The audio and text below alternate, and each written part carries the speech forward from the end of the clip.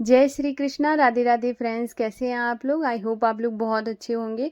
तो आज का ब्लॉग स्टार्ट हो रहा है शाम से, और मैं अभी थोड़ी देर पहले ही सोकर उठी हूँ। दोपहर को थोड़ा सा सो गई थी, अभी बस उठी हूँ। तो उसके बाद सीधा सा मतलब अपना बेड ठीक करने लगी हूँ। तो क्योंकि जैसे ही आप चाहे सुबह में उठो या फिर शाम में भी अगर आप लेट रहे हो तो उसके बाद बेड को ठीक कर देना चाहिए, जिससे कि ना बेड अच्छा लगता ही लगता है, साथ के साथ आपका रूम भी अच्छा लगता है। और इस सबसे बड़ी बात है, अगर आप जैसा बिहेव करते हो, जैसी आपकी एक्टिविटी होती है, और आपके बच्चे भी वही सीखते हैं।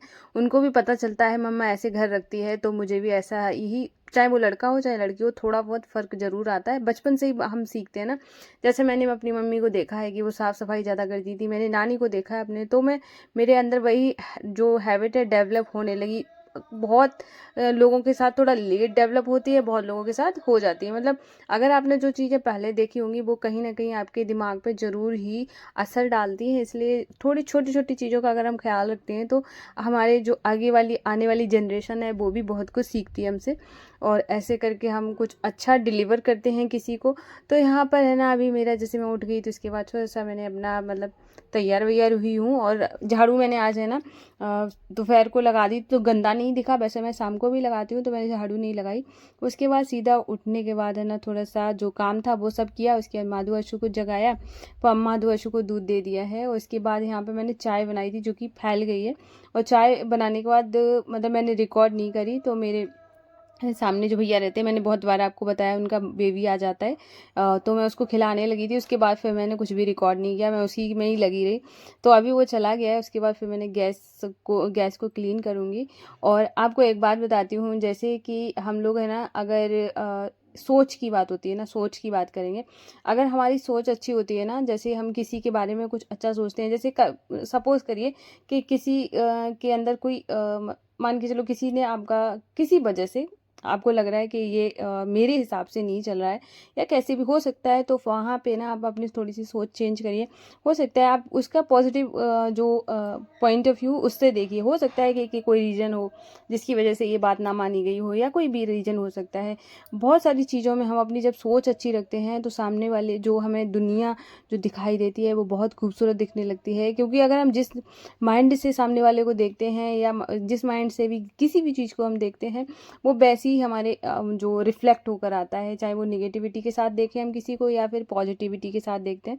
तो ऐसे करके मैं अपनी तारीफ नहीं कर रही हूँ, मैंने बहुत सारी चीज़ें अपने अंदर की चेंज करी हैं।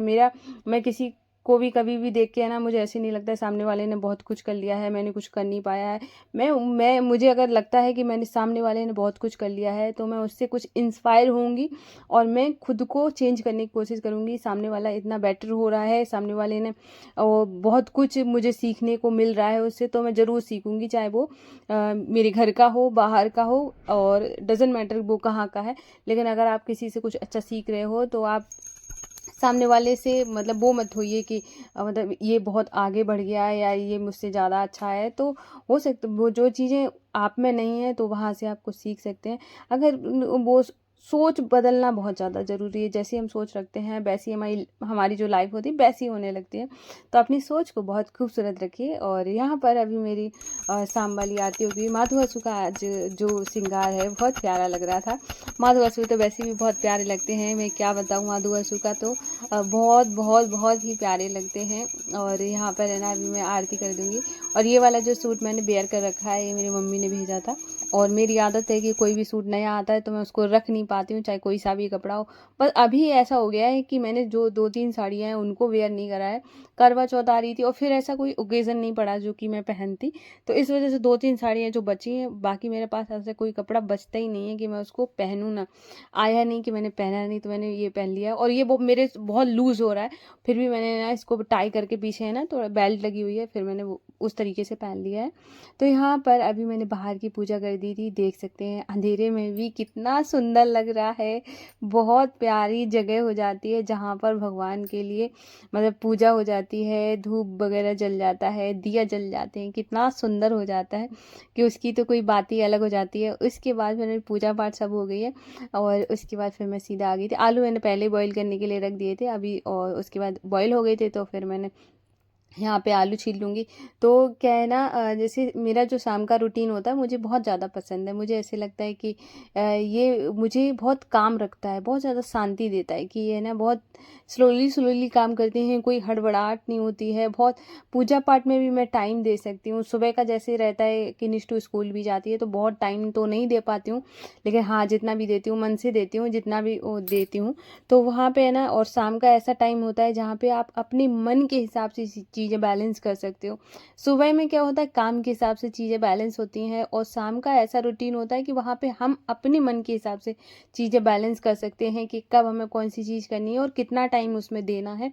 शाम का ऐसा कोई भी इशू नहीं होता है कि जहाँ पे हम किसी मतलब हड़बड़ाहट में कोई चीज़ें करें। अगर आप प्री प्लानिंग के साथ चलते हैं तो आपका सारा काम टाइम से होगा और स्ट्रेस फ्री आप रहेंगे। तो शाम आपकी लाइफ का बहुत अहम हिस्सा है। सुबह भी बहुत है। सुबह अगर आप जल्दी उठते हैं, जैसे आप उस टाइप के पर्सन है जो कि आपको जल्दी उठना पसंद है, तब तो आपके काम टाइम पर होंगे।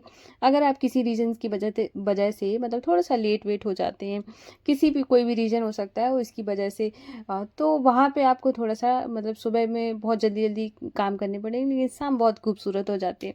और यहाँ पर है ना, अभी मैंने आलू छील लिए हैं। निष्ठू यहाँ पे कुछ बात पूछ रही थी, निष्ठू निष्ठू की फ्रेंड थोड़ा सा दिख नहीं रही है। उसके बाद यहाँ पे मैं आज बना रही हूँ आलू की सब्जी, मट्ठे के आलू। और जैसे मेरा होता है कि मैं कभी कभार ऐसे सोचती हूँ कि डेली डेली हम भगवान जी को एक ही चीज़ सा मतलब कुछ खाना खिला रहे हैं, भोग लगा रहे हैं, तो कभी कभी है ना मैं थोड़ा सा अलग बना लेना चाहिए। ज़रूरी नहीं है कि कोई फेस्टिवल हो तभी हम कुछ बनाएं। तो ज़्यादातर क्या होता है, हम जब ऐसे पूड़ी वगैरह तभी बनाते हैं जब कुछ फेस्टिवल होता है, तो हमें लगता है कि हाँ वो तो मतलब बनना ही बनना है। लेकिन मैं हमेशा ऐसा सोचती हूँ कुछ कैसे थोड़ा सा माधो असू को थोड़ा सा अलग खिला दूँ। और देखो क्या होता है, ये भाव की बात है। अगर मन में भाव आ रहा है कि मैं कुछ खिलाऊं तो ये अलग बात हो गई, ये भाव की बात है। बाकी आप भोग बना रहे हो, कुछ भी खिला रहे हो, वो तो देखो क्या भाव के भूखे हैं। आप जो चाहें वो खिला सकते हैं। आप चाहें तो रोटी खिलाएं, चाहे आप बस मिश्री का ही भोग लगा दें, वो आपकी अपने ऊपर होता है। तो जैसे मन में एक भाव आ जाता है कि मैंने बहुत दिन से ये चीज़ नहीं खिलाई है, तो वहाँ पे एक अलग बात हो जाती है। और हर किसी का प्यार जताने का तरीका अलग होता है। अगर मैं भोग बनाकर खिला रही हूँ तो इसका मतलब ये नहीं है कि मेरा जो आपका प्यार है मेरे से कम है। हो सकता है आप मुझसे ज़्यादा उनसे अटैच हो, उनसे ज़्यादा प्यार करते हो। ज़रूरी नहीं होता है। मेरा प्यार मुझे पता होता है, सामने वाले का सामने ज़रूरी नहीं है। आप गरी मिश्री खिलाते हैं तो आपको उनसे प्यार नहीं है। प्यार देखो, प्यार के लिए कोई मतलब जो भगवान के लिए जो प्रेम होता है उसकी कोई भी सीमा नहीं है। कोई कैसे भी कर सकता है, कोई भजन गाकर ही कर सकता है, कोई मतलब भोग वगैरह बना के या फिर उनके सामने उनसे बातें करके कई तरीके से आप प्रेम उन्हें दिखा सकते हो। ज़रूरी नहीं है कि आप उनके साथ मतलब जितना मैं कर रही हूँ उतना ही। बहुत सारे मतलब कमेंट आते हैं कि दीदी मैं कर नहीं पा रही हूँ। तो देखो क्या होता है कि मैं जिस तरीके से उनके लिए उनकी सेवा कर रही हूँ ये मैं कर पा रही हूँ। अगर आप नहीं कर पा रहे हो तो आप अपनी तरीके से उनको खुश कर सकते हो। तो प्रेम करने की कोई भी लिमिट नहीं है। और कोई भी चीज़ें आप प्रेम से होता है ना, जो जैसे मैं जिस जैसी कर रही हूँ वैसे आप अगर नहीं कर पा रही हो कोई बात नहीं, आप भजन गाओ, उनके पास बैठो, उन्हें बहुत अच्छा लगेगा। और वो आपके है ना, जो बोलते हैं ना, आपने जो सुबह में गरी मिश्री या कुछ भी खिलाया होगा ना, वो उसी से ही उनका पेट भर जाएगा। तो होता नहीं है, इंसान प्रेम का भूखा होता है और भगवान तो फिर प्रेम के मतलब प्रेम के भूखे हैं ही। तो उसके बाद मेरी यहाँ पे है ना, मैंने आटा वगैरह लगा दिया, तब तक झेंझी आ गई थी। और कल टेसू आया था और आज झेंझी आई है। तो यहाँ पे उन्होंने बोला पैसे ऐसे उतार के रख दो। और फिर मैंने झेंझी में ये कर दिया। मुझे ये टेसू झेंझी बड़ा पसंद है। मतलब मैंने कभी ऐसे खेला नहीं है, लेकिन मुझे अच्छे लगते हैं, मुझे बहुत ज़्यादा पसंद है। मतलब उनका जो गाना गाना और इससे घूमना चारों तरफ, मैं इतना ज़्यादा एक्साइटेड हो जाती हूँ बहुत ज़्यादा। अगर आवाज़ आ गई ना तो मैं दौड़ के जाती हूँ कि। और उसके बाद है ना, तो फिर मैंने ना झेंझी वगैरह वो पैसे वैसे दे दिए, तो उसके बाद फिर आ गई थी। फिर मैं अभी पूड़ी बना रही हूँ, मट्टी के आलू बन गए हैं। धनिया था नहीं, वरना धनिया भी डाल देती, पर धनिया था नहीं, कोई बात नहीं, कभी कभी होता ना। और अब मैं एक दो दिन में मतलब सब्जी लेने जाने वाली हूँ। सब्जी मतलब सॉरी क्या कर रही हूँ, करवा चौथ का सामान लेने जाने वाली हूँ, तभी मैं थोड़ा सा धनिया वगैरह ले आऊँगी जाके। तो यहाँ पर अभी हम पूड़ियाँ बनाएंगे। और ये मठे के आलू पूड़ी निष्ठू को भी बहुत पसंद है। मैं थोड़ा सा ऑयली वगैरह कम खाती हूँ कि एक बार मेरा पेट भर जाए ना तो बड़ा मुश्किल से कम होगा। वैसे मुश्किल से तो कम नहीं हुआ था, बहुत जल्दी रिड्यूस हो गया था, पर मैं मेंटेन करने की वजह से ये सारी चीज़ें बहुत कम खाती हूँ। अभी जैसे कि सर्दियाँ स्टार्ट हो जाएंगी तब तो हद ही हो जाएगी, कितना ज़्यादा पूड़ी पराठा बनता है उसमें तो। लेकिन हाँ, थोड़ा बहुत तो इंसान खाता ही है। और ऐसे फिर ऐसे लगता है कि साल में एक बार ही मतलब ये सारी चीज़ें आ रही हैं तो थोड़ा सा मन चल जाता है ना। तो बथुआ का पराठा, मेथी का पराठा, बहुत सारे ऐसे पराठा आने वाले हैं, गोभी का, मूली का, जैसा भी खाना चाहो। तो यहाँ पे मधुआसू की मैंने पूड़ियाँ ले ली हैं। और मैंने इकट्ठी पूड़ी इसलिए ले ली है कि ये मैं बाद में मैं खा लूँगी, क्योंकि है ना भोग जो होता है ना तो वो मैं बाद में खा लेती हूँ, या मैं निष्ठू को खिला देती हूँ, कृष्णा खा लेते हैं। तो निष्ठू और कृष्णा को मैंने अभी भोग लगाने के बाद उनको खाना दूंगी जाके। और यहाँ पे माधुआशु की जो भी रहता है ना श्रृंगार वगैरह वो निकाल देती हूँ।